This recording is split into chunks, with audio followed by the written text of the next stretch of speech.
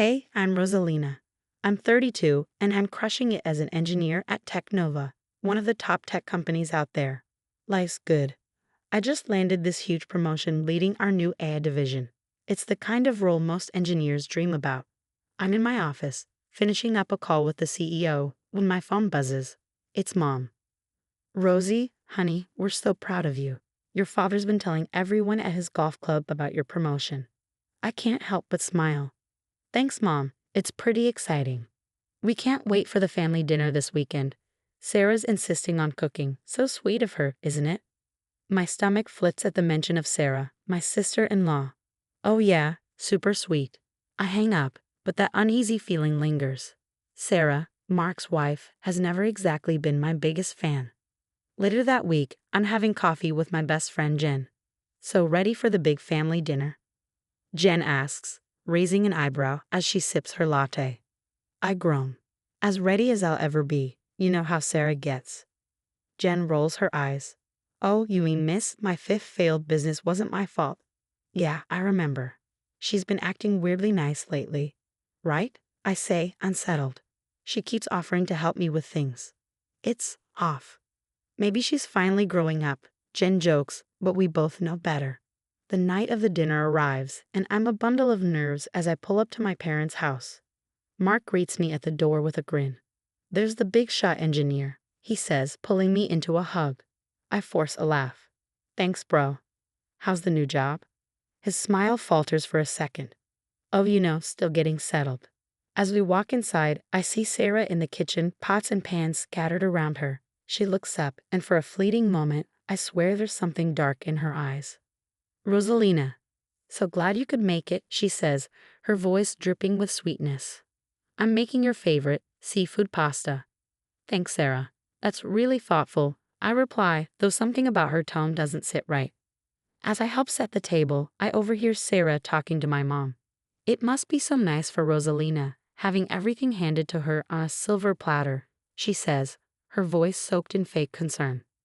I clench my jaw, swallowing down a sharp retort. This is going to be a long night.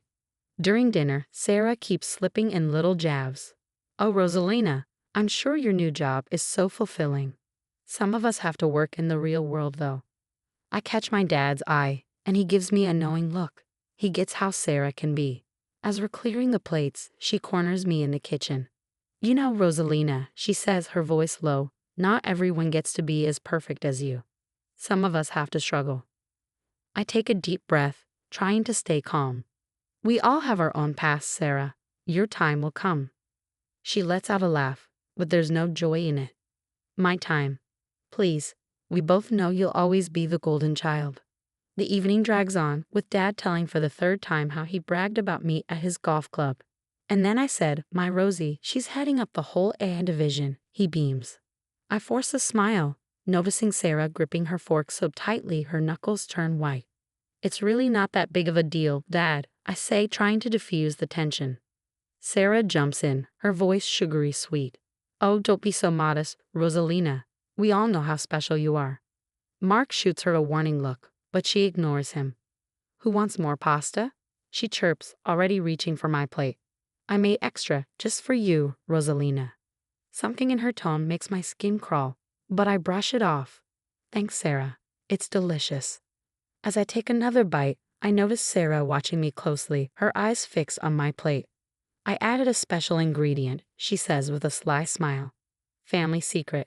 An uneasy feeling washes over me as the conversation flows around the table. But as the minutes ticked by, something felt wrong.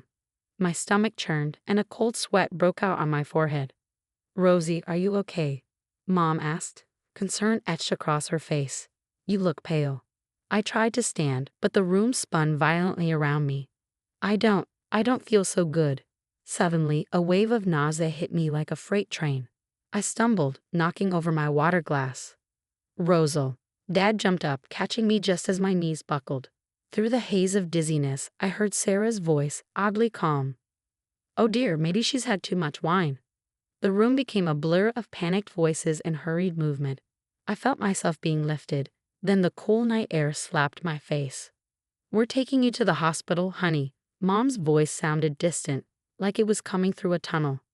Hold on. The car ride was a nightmare of pain and confusion. By the time we reached the ER, I could barely speak. "Please," I gasped. "Something's wrong." The next few hours were a whirlwind of doctors, tests, and growing panic. I drifted in and out of consciousness, catching fragments of conversations. Severe poisoning, unknown toxin, critical condition.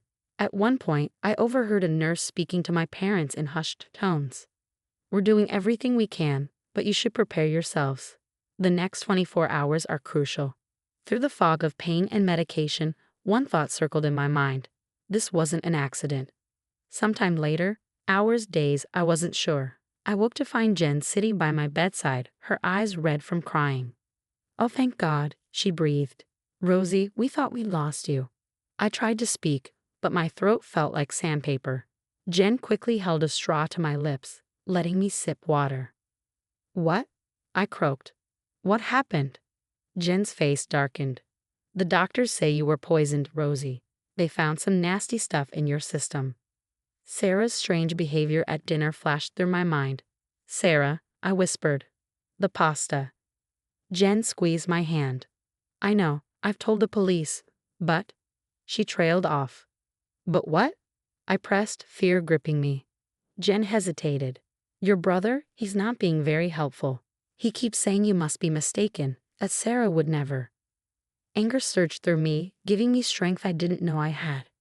"Give me my phone," I demanded. "Rosie, don't." "Now, Jen." She reluctantly handed me the phone, and despite her protests, I dialed Mark's number. He answered on the second ring. "Rosalina? Are you okay? We've been so worried." I cut him off, my voice sharp. "Mark, listen to me. Sarah poisoned me. She tried to kill me."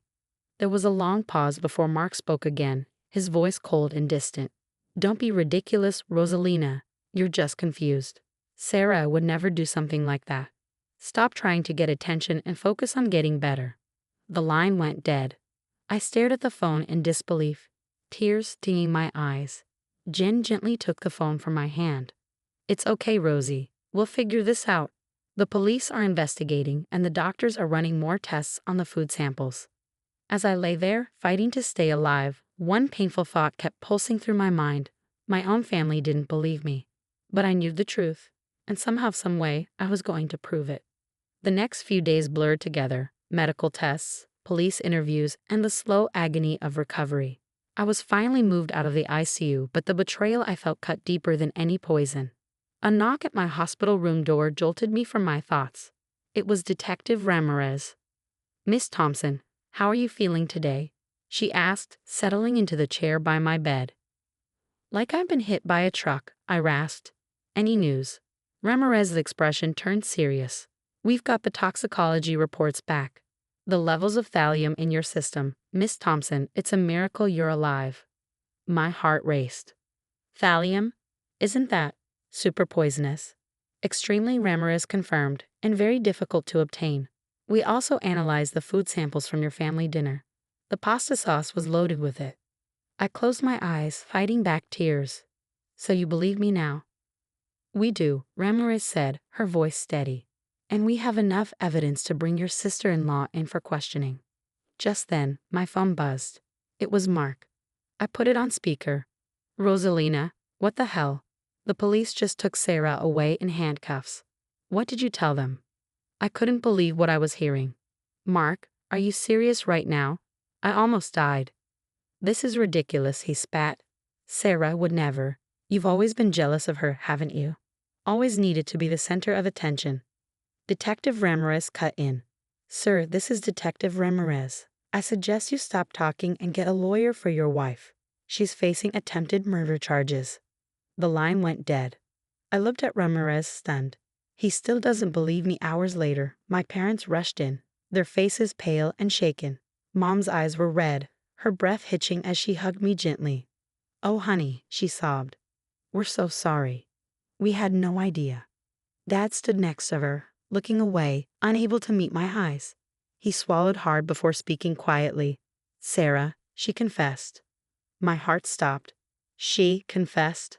I asked, my voice numb with disbelief. He nodded, his voice a low murmur. "She told the police everything. She said she'd been planning it for months. She was jealous. Jealous of your success, of how proud we were of you. She wanted you gone. The weight of his words hit me like a tidal wave. My own sister-in-law had tried to kill me, out of nothing but pure jealousy. The room seemed to close in, the betrayal suffocating. How could someone I'd sat across from at countless family dinners, shared holidays with, and trusted, harbor such dark intentions? Days passed. My body grew stronger, but the emotional wounds were far deeper. They bled invisibly, a constant reminder of how close I had come to losing everything.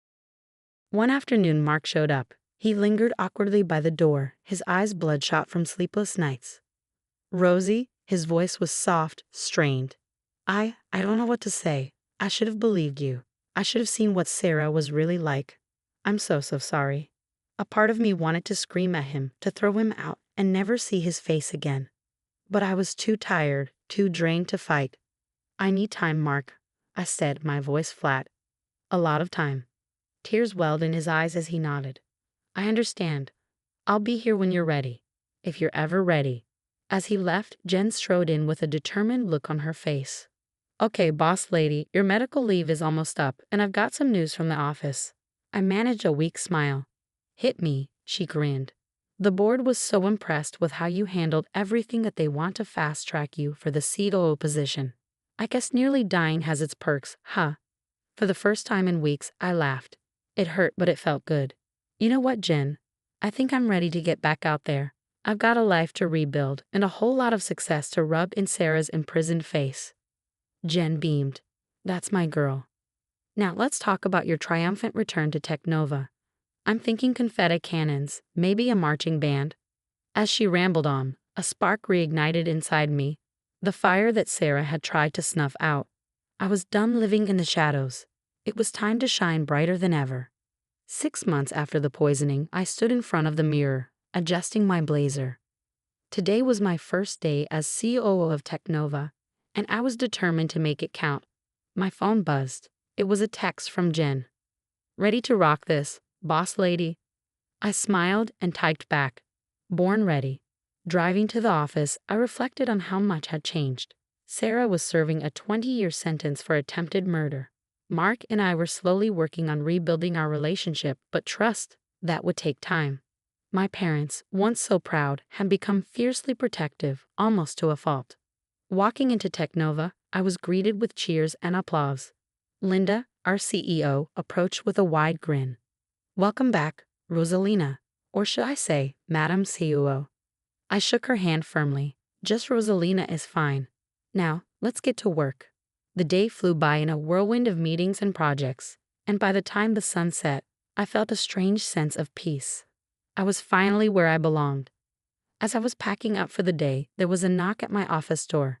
It was Mark, standing there with a small potted plant in his hands. "Hey, Rosie, I brought this for your new office," he said awkwardly. I hesitated before accepting it. "Thanks, Mark. That's thoughtful." He shifted uncomfortably, guilt still hanging between us. I know it doesn't fix anything, but I'm trying, Rosie. I really am." I nodded, a mix of emotions swirling inside me. "I know, it'll take time, but I appreciate the effort." As Mark left, Jen popped her head in. "Hey, superstar. Ready for your big date tonight?" I grinned, grabbing my bag. As ready as I'll ever be. Life wasn't perfect, but it was mine. And for the first time in a long time, I was excited to live it. I was going to embrace every moment, every challenge, and every triumph. And now, here's a question for you all. If you were in Rosalina's shoes, could you ever forgive your brother for not believing you about the poisoning? Is there a point where family loyalty should have limits? Or should we always leave room for redemption? Drop your thoughts in the comments. I'm really curious to hear where you stand on this one. If Rosalina's story resonated with you, hit that like button and subscribe for more tales of overcoming adversity and toxic relationships. Your support keeps these stories coming.